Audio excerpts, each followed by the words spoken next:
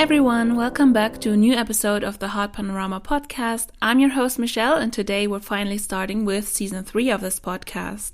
I think it's been a surreal time for all of us recently, and I hope you're all healthy and staying safe.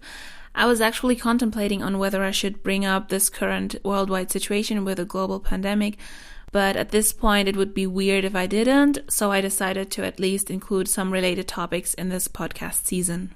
For season 3, I would like to try out something new, and that would be that I will focus on one topic for 2 entire episodes, so you will basically get 2-parters on each topic. As we're pretty much all homebound currently, at least by the time I'm recording this, many of us are probably streaming series and movies online, and 2 of my friends, Ro and Abbie, also suggested that I could talk about streaming services and that I could recommend some stuff.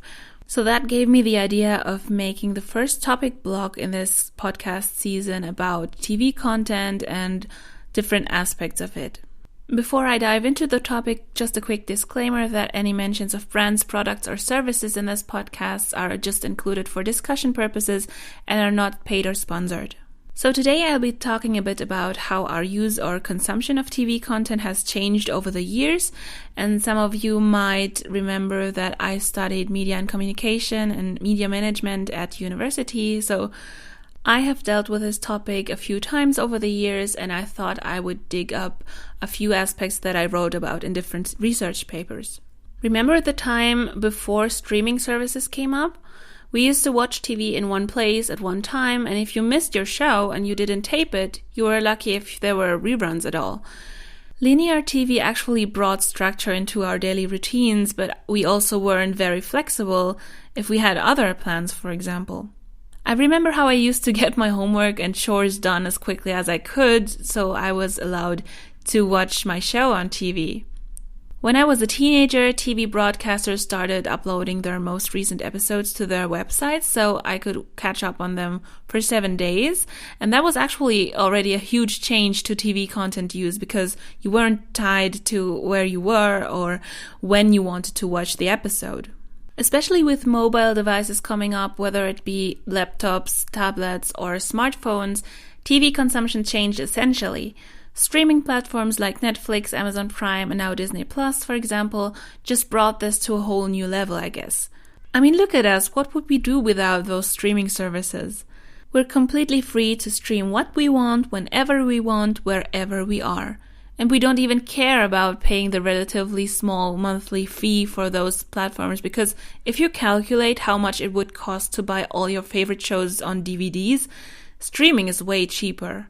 Where I live, a DVD box of a show season costs between 20 to 40 euros or even more, depending on what series it is. And if you compare the price to the monthly fee of a streaming service and consider that you could actually binge watch one season of a series within a month, then the streaming cost is way less than what you would actually pay for a whole DVD box. At this point, I really would like to encourage you to only use legal streaming platforms that pay the licensors for the programs in their slate.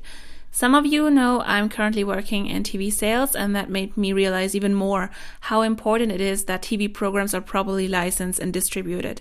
Otherwise, the producers and everyone involved wouldn't see a cent for their work. For example, if people illegally upload shows to YouTube, please don't support them. If you support your favorite series by watching them on legal platforms, this helps the creators more. For example, they can also track how many people watch it and might consider renewing the series for another season.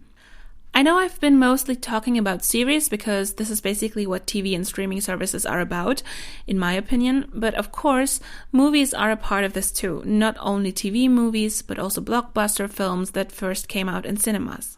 Look at how the distribution of films has changed in the past 20 years or so.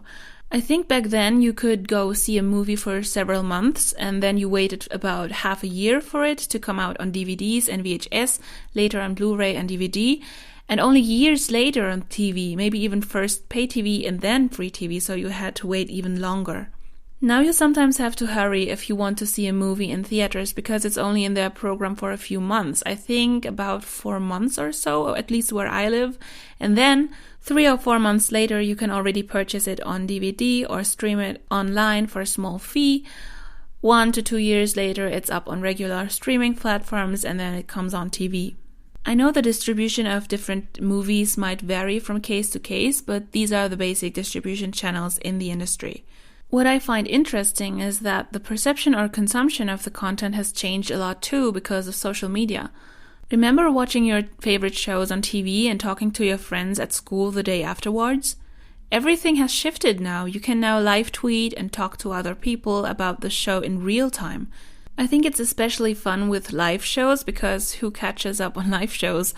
Most people watch live shows when they air, probably the only sort of show that doesn't make much sense to stream afterwards. All in all, I think it's great how the consumption of TV content and other video content has evolved. Of course, now you have to pace yourself and be careful you don't accidentally binge watch a series for 10 hours in one go. But now you don't have to wait for TV broadcasters to rerun shows from 10 years ago, because most of the iconic series, the must-watch series, are available on one of the main streaming sites. In general, I think it's amazing how flexible we are now with deciding where and when we'd like to watch a show or film. At movie nights with friends, you don't have to ask them to bring their favorite DVDs anymore. You can all just go online and try to agree on one of the million available movies. I must admit this can be quite hard sometimes. Talking about movie nights makes me realize how much I miss this, and obviously currently we can't meet friends and watch movies together, so I think as soon as we all can go out again and meet friends, then this will be something I will not take for granted anymore. Personally, I barely watch linear TV anymore, only when a new season of my favorite series comes out, and you can really watch them earlier on TV than waiting for them to be up on streaming sites. But compared to about 15 years ago, when I still used to watch TV on a daily basis, it's crazy how it has all shifted to watching most things online. Now, what I would like to know from you in the comments below is, how has your consumption of TV content changed over the years? And how do you prefer to watch your series and films nowadays? Thank you so much for listening to this podcast. If you enjoyed it, please leave a like and leave a comment. Please subscribe and activate the notification bell to stay tuned, because next week's episode will be part 2 of this topic, and I'll recommend some TV series and films that I enjoyed and still enjoy on different streaming platforms. Until next time, stay safe and healthy. Talk to you soon. Bye.